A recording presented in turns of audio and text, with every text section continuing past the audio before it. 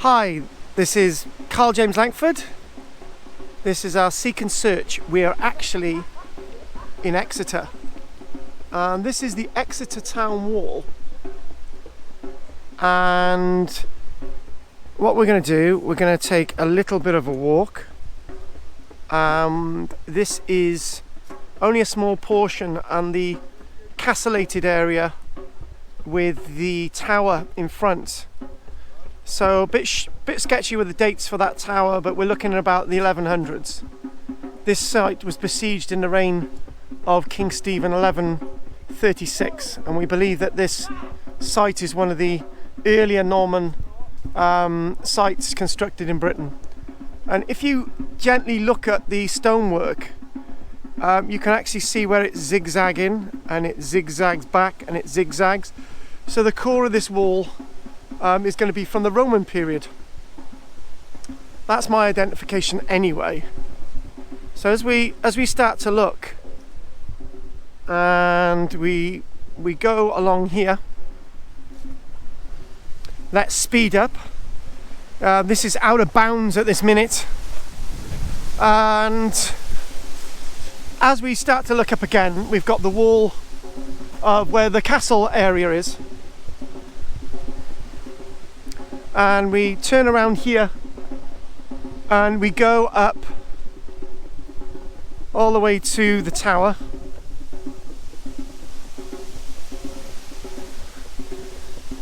And we'll just have a quick look at this tower. And the walls themselves, obviously the outer cladding's been added over the years.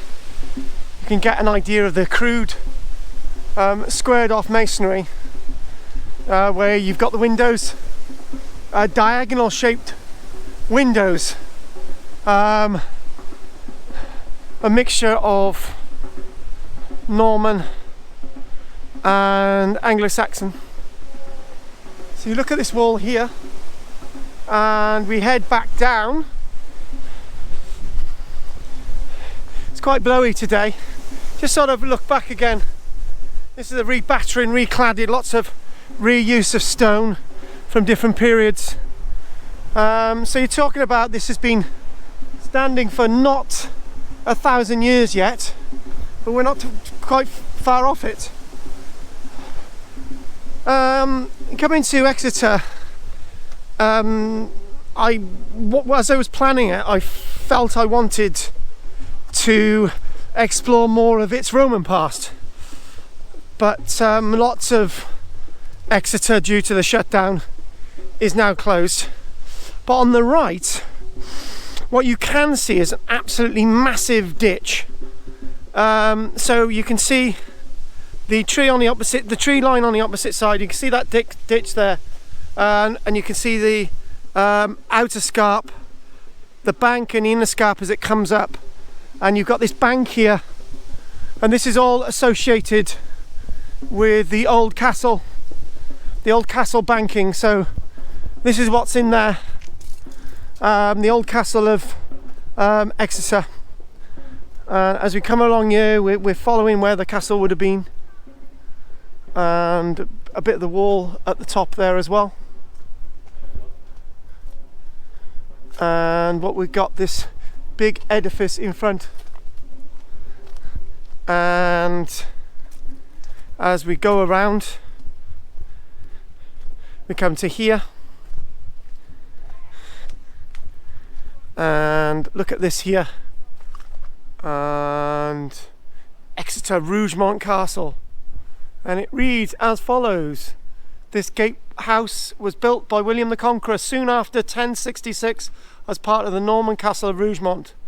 So if we go through here again and we look at this spectacular tower, look at that there. Now as we go from ground level and we go all the way up, you can see the springers are here at the base, and you can see the wonderful way this architecture forms, a typical Romanesque arch, but the bases of these plinths here, the way that it's chamfered there, you could say is an amalgam of Anglo-Saxon and Norman work.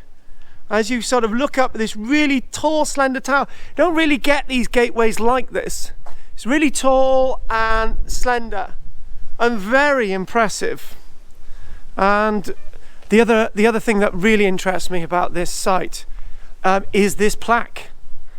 The famous plaque on the wall, the Devon Witches, in memory of Temperance Lloyd, Susanna Edwards, Mary Trembles of Bidford, died 1682, and why?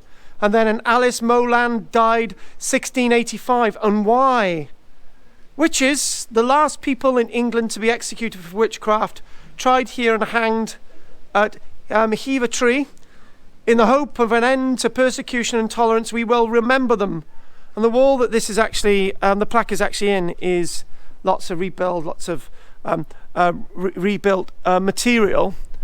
And alongside the plaque, you can see more of the stone as over years it's changed.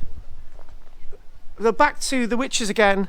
Trials were still taking place across England and Wales. However, nobody was being hung. In Scotland, people were still being burnt and put on trial. The last proper trials were in the 1940s, and at that point people could be imprisoned for witchcraft, but things really changed. And in memory of the witches, let's just have a look at this from a distance, and we come all the way back and decided to make this really good video today for Sandra, Peter, Alan, and also anyone else who would have loved to have been with us on this trip. Not forgetting John as well, and not forgetting Pat. Everyone get well soon. Stop worrying about this pandemic. And what I'm going to do is I'm going to sign out today, and many thanks for joining us. I'm going to take a wide from the street actually, so that'll be very, very useful for you all, everyone watching this.